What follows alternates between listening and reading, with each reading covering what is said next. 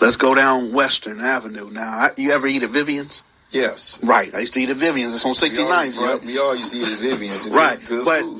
But at some point, it wasn't cool for you to cross that street to go to Vivian's. Right. Yeah. So now let's talk about that. Like, what could be done now? So I remember watching, I used to live on 66 and Dinker. For whatever reason, my mother thought that we were going to move to a better neighborhood on 63rd and Crenshaw. But what she did was took us out the north side 8 Tray and put us in the heart of the rolling 60s. And how would she know? She didn't know. She told me to go to the store. I'm not going to the store. I ain't give a damn what you say. See, back then, when your parents moved, especially back then, right? A lot of parents was from the South. Mm-hmm. So all they know is the struggle from the South. They don't know anything about gangs. So when they move in the neighborhood, they just looking at, this house look nice. Mm-hmm. But nice neighborhood. Growing up as youngsters, we look our surroundings. We know what we around. Yeah. So we looking at, hey, look, Ma, I can't go over here. It's all just nonsense. Go there and get a store, get that milk and bread. Right. And then you come back, what happened to the milk and bread? Somebody took it. Yeah. You better go back and get it. Right. That's it. That was my mama right there telling me to go fight. And truthfully, I lived that life. I was born in the city. I could go anywhere I wanted to. But when my oldest boy went to the liquor store one night and came back empty-handed, all upset, it's like, son, what happened to what you went to go get? Oh, they took it from me and threatened my life. You better. I'm a little older than your son, so back in the days, I was just going to have to fight. I was going to but they wasn't shooting yet. So I'm talking about like 74, 75. We lived on 66. We used to go to the market on Normandy and 67th Street. Mm-hmm. Quan's Market. Yep, we used to go to Quan's. But as time evolved, right, 3rd and Crenshaw, now it's going down. Now y'all done started shooting each other and stuff. And I'm going to say y'all because he already know who got shot and he said it was you. So, so the thing is, times change. Yeah, times change. Times have changed, and it's no longer about fighting. It's no longer about intimidation. No. And now it's about, so what happened then? Let's talk about. You guys remember last year when so glorified. Now, I know you guys remember last year when Soulja Boy and Chris Brown was fighting over Fruittown Pyru, right? And Soulja Boy out there like, I'm from the turf, this and that, and, all that type of stuff. It's so glamorized now that we got people in Palos Verdes who, one of the biggest neighborhoods around is the neighborhood Crips, rolling 60s. So people in Palos Verdes want to be a part of that. You got, matter of fact, I was in jail 2004, and there was a dude, an Iranian dude. I'm doing a violation. Big U was in there, too. He was doing a violation, and there was an Iranian dude who told me he was from 60s. Told me he let off, he was facing life. And his mother and father were doctors. They live in the Overhills. He got a nice big house. And I'm like, what the f*** are you doing, man? What are you really doing? You didn't have to do this. But see, people join out of fear. People, it's like when the gangs really got big, people started to join gangs out of fear to keep from being a victim. Yeah. See, when I got the Horseman, right? Yeah. When I got the Horseman junior high in the early 70s, right? And I used to see a group of kids, they used to be moving like a bunch of bees. Like 30, 35 in a group moving. Mm-hmm. So I said, why are they moving like that? They say, look, if you just move with the group, right, then you won't be a victim. Right, there it is. So I'm looking at them, right, I said, this looks crazy. Yeah, it was crazy. And the idea to think that my child needed protection to get home from school. Going to the Catholic school. Yeah. Do you know why I know all these people that I know from out that neighborhood? Because I had to walk to go to Catholic school.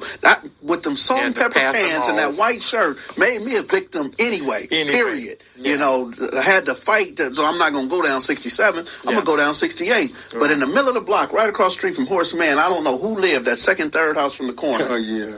I don't know who it was, but whoever it was. Now, I got to fight him. Yeah, so when I get to 68, right before Cimarron, it's cool. That part is cool. But as I'm coming around, I got to look out for the John L., J.D., all the Arlington boys. I got to look out for the Springers.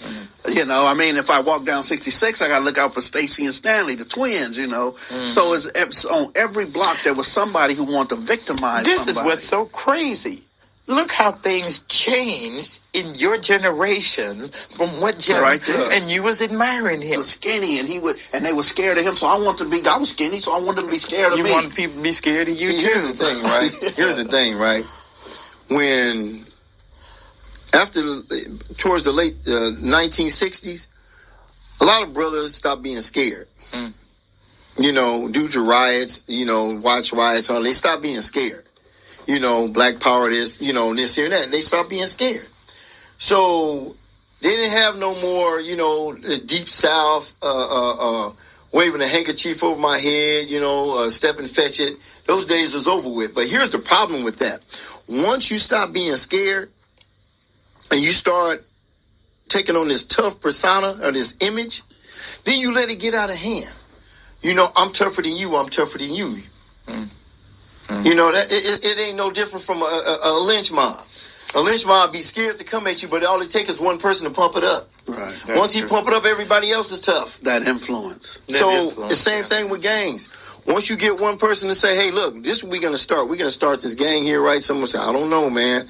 And then I say, look, man, all we need is 5 good dudes. So if you can get 5 to follow you, right, those 5 can get 15. And before you know it, you're not scared anymore. But here's the problem. Now you start taking on the role as I'm tougher than this group. I'm going to do what I want. I'm going to take your money. I'm going to take your bike, and you ain't going to do nothing to me because you're 15 deep. Right. Now when another gang pops up and gets the same strength, right, you feel threatened because you think this gang is going to try to punk your gang. So now what ends up happening is y'all settle it out to be cordial with each other. Just as long as y'all don't step over each other's toes. But it's always one person. Right. It's always one person in that gang, the ignorant person, that nobody wants to check, nobody wants to control. And it's all about, well, if we got to roll with the homie whether he's right or wrong. No. Right. Because if he's wrong, he's wrong. So now, if this guy steps on this turf's toes, what's going to happen is, they're going to tell him, y'all got to do something about him. They can say, well, that's the homeboy. We can't do nothing to him. Right. Now y'all get ready to go to war. Yeah. Right. See, a lot of that's what happened. That's what happened in the early 70s with us. In the late 70s with us. What happened was we was tight. Us in 83rd Streets, 60s, we were tight. All it took was that one shooting. Behind the Hobart Club? Yeah. It took that one shooting, and nobody couldn't come to agreement to bringing the shooter forward. So, like anybody who loses a brother or a sister, that person is going to get mad. He's going to get upset because we feel like you trying to hide the shooter. Right. So anyway, that escalated. Yes, now, when that escalated, now here's the chain. It's like the chain reaction. It's like 2 big major countries, right? Germany want to help this country. That country want to help this country. It's no different with the gang. This gang want to help us because we on this side of town. What you're this really gang going to help them because we like them better. You're talking that messed up everybody's thought pattern, thinking, and everything. Then everybody was just doing anything to get a hit. Yeah. Whether it was scandalous or whether it was robbery or just whatever, breaking in your neighbors' houses that you grew up with. So, and I used to tell everybody, drugs made everybody just either become cowards or become dope fiends. Yeah. I mean, there was people in school that I never thought would just go down to homeless But think about this. So back in the days, like I say, I'm watching the dudes who got the muscles, who could fight and this and that. And those were the leaders of the area. The dude who could fight, 69th Street boys. That dude was the leader, right? Because he fighting. I never had a fight with KODY. But I fought his brother. I fight Todd Wesley, Mike Orso. I fought everybody on their block, but I never fought him, right? Because he was the leader and he would just send them or whatever, right? But when drugs came, now the toughest dude ain't the leader. It's the dude with the most money. The dude with the most influence now is the dude who got the Benz, the BMW, the one who got the sack. That's and I think that was another downfall because now there's no structure. Now there's no fear of this dude. Man, you could fight, but I'll shoot you. You come across me now. Now I'm not about to fight you. I'm not about to fight none of your peoples. Now what I'm going to do is I'm going to shoot you if you come at me wrong. Yeah. So that too took a lot out of it. When it had to be a fight, because see, growing up, I had to fight. Going to Dorsey. I went to Dorsey. I had to fight to get home, to get to the bus stop, go past Crenshaw. I got to fight going past Crenshaw. When that was over with and everybody got guns, I think now the coward becomes the tough dude. The coward becomes the dude in charge because he got money and he got a following. He got the influence. But here's the problem about that. See, when somebody find out that he's the one sending these guys on missions, here, look, man, here's 50,000, go knock such and such off. Now, the guy that don't have no money, he looking like, well, I'm gonna just knock off that dude. Or take what he got, because that's what ended up going on later on. We said, okay, this guy right here, he was a buster coming up. He was weak. Now he got a little money in the car, and he think he's telling these dudes to go do something. Okay, instead of getting his little minions, we're gonna go get him. See, now he never been tough. Now he got to flee for his life. Yeah, because he'd never been in a fist fight or a gunfight. That's it works bad. War. Yeah, it does. You know what? This was just up out of proportion because that was something unseen. Right. They didn't know that 1979 was on its way.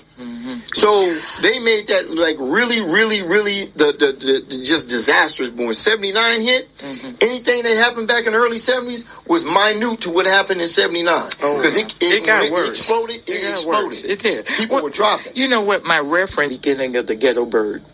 Yeah. I hear gunfire all night long. All night long. Rapid gunfire coming from the east. And what surprised me was the level of arms that were being used. The rapid gunfire, what the hell? That's an automatic weapon. Well, I'm going to tell you something. Okay, and wait a minute, but they're shooting automatic weapons at each other. That's the point I'm trying to make. So it caught my attention, but it wasn't on my block yet.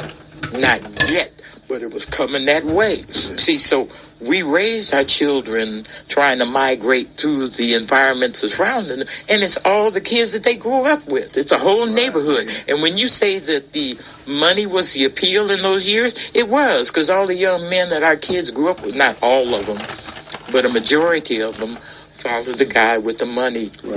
Yeah, they joined for the money, not because they wanted to be so hard and I want to go kill the guy on the other side of the street. No, I want to be like him. Right. I want to be in that arena, you know. So something strange took over us, changed our men, put them against each other. That's what was new. Well, like I say, if you take it's like I'm gonna give you an example. And my father used this analogy one time. He said it was a dog one time, and another dog was jumping on his dog when he was tearing that dog up. So another dog was in the back looking at this. So he didn't go help the dog that was getting towed up. He helped the dog that was tearing the other dog up. And it's like the same thing when you got one group, just one race. Say you put them in a sports arena. The same race. That day, everybody's going to be cordial. They're going to look at each other. They're going to see what each other about. And give it 1 week, they're going to be fighting each other because there's nobody else to fight. Hey, that's what I said. I realized that in the gang module.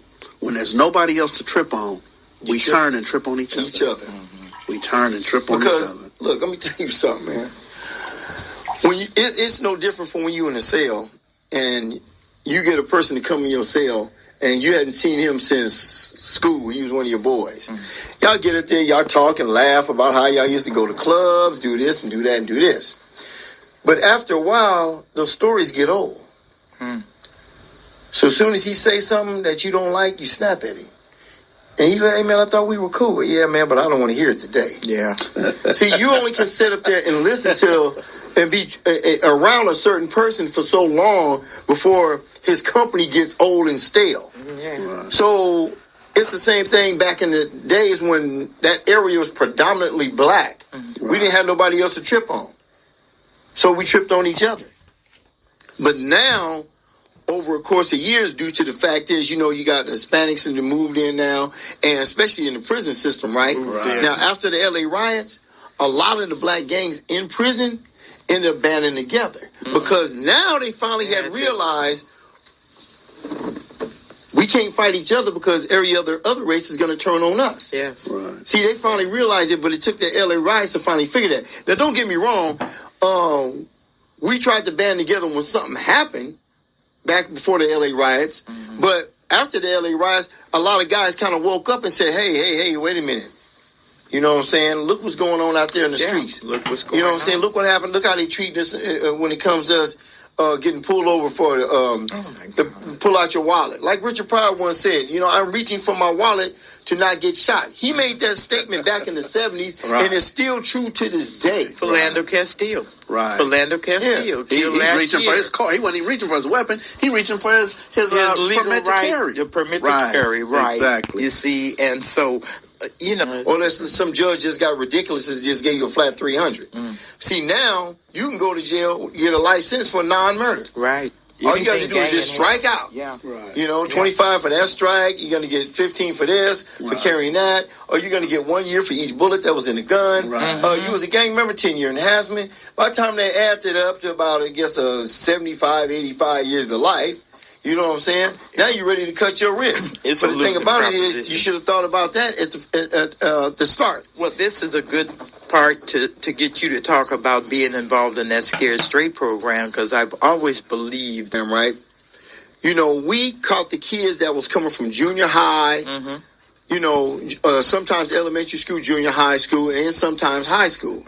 And sometimes you can catch them before, if you give them a dose, and when I say a dose of reality, and sometimes what I used to do is, right, to let them know what prison was really like, I would get the guards first and say, look, man, I'm getting ready to do something, right? Y'all just roll with me, right? So I'll sit up there and tell the kids, hey, look, check this out. We're not trying to force you to do anything, but we letting you know if you come to prison, you know what I'm saying, you probably will be violated one way or another, be robbed, you might be raped, and I asked one youngster, I said, what would you do if you went in the cell and there's a 300-pound guy breathing on your back? And talking about he want to take your ass. You know what he told me? I would do nothing. I said, see, that's what I'm talking about. You'll be out here screwing up, getting in trouble, but let this 300-pound guy, you don't let him rape you. You said you was going to do nothing. See, this goes to show you only tough on the street, but you're not tough in prison. Then I did this, right? I used to tell him, I said, look, you youngsters come up here, right? Some of them try to smack their teeth. I say, look, check this out. I'm not the one. I said, I may not never get out. I said, now you may smack your teeth with me, and I might hit you in the face with this soda. And I said, see your parent back there? Your parents back there? I might go back there and whoop their ass on GP. Yeah. And everybody start laughing, but see, it may not be funny because I may not be in a good mood that day. So I told him, I said, just because your parents do, they can't save your ass. No. You in an environment we can take off on you right now. All you can do is just go home and throw some alcohol on your wounds and just don't come back. Don't come back. So I told the youngsters, I said, look, let me tell you something. This is not a game. I said, don't think you coming in here to do exercises. You getting ready to run the track all day. You getting ready to go in here and get politicked on. I said, you're going to be told, I said, you got inmate rules, you got prison rules. And either one of them is no good. The only difference between the inmate rules is you can lose your life. If you come in here too weak, you're going to be preyed on. If you come in here too strong, somebody's going to try you. Yeah. I said, if you run around in somebody else's business, you're going to get stabbed. If you come in here snitching, you're going to get stabbed. I said, either way it goes, you're going to have a bad time in here. Yeah. If a riot jump off in here and you're not out there front and center mandatory yard, oh yeah, you're going to get done. You can sit up there and say, hey, I had a stomach ache. I was cooking the top ramen. It wasn't done yet. You're going to get your ass toe up, handed to you. Right. And every time you go to a different prison, it's like a pipeline come down, like they already had a cell phone before they was invented. They're going to say, this guy ran in the riot. Yeah. Right. And every yard you go to, they're going to be whooping your ass until you finally go to the guard and say, look, I had enough. I need to get off this yard. That's why they got so many special need yards now. They politically call S&Y, sensitive needs yard. Right. Well, you know what? The juvenile screw up, the next stop is adult prison. Because if they leave them in there long enough, right, to where they screw up, then they say, well, you just didn't graduate. It's not like you graduated from the 9th to the 10th. Oh, yeah, they don't go home. And that's what Marcus said, too. Marcus said that when he came in, he went in at 17 years old. Yep. And, he eventually graduated, went to the other yard. But listen, we're going to run out of time. So what I want to do, I want to give you at least a minute, brother. What is the message that you want to leave the young people who's going to watch this? The young people watching it now, is there anything you can leave them with, man, so that we... The only thing I can leave them with right now, in this quick short of time, is look, do not, if you can help it, I'm not trying to tell you what to do, I'm trying to tell you what to expect. And what I just told you is what you're going to expect when you get in there. Once they throw that life sentence on you, it ain't no do-overs. You can holler and scream and hold on to the door, but when you get in there, catch that chain, and you go to the prison system, it's a wrap. Only thing you can do is learn to take care of yourself. But if you don't want to go through any of this, just get you a job, stay out, do the best thing you can to stay alive in the community, especially where we live. and just enjoy life. Because when you go in at 21 and then you come out at 50, you can't get that time back. Those are years that you will never, ever get back. And when you get out, you're going to be upset because you're going to be looking back on all the things you have missed. Getting kids, getting your own home, getting a car. That's what make you really angry. Yes. So to avoid all this, I know jobs is hard to get, but ain't nothing worth going to prison for. Right. Nothing can be worth that. Especially what it is now. It's horrible. Right. And it's going to get worse. Yes, indeed. Appreciate you, Brother Leo. Appreciate you being here.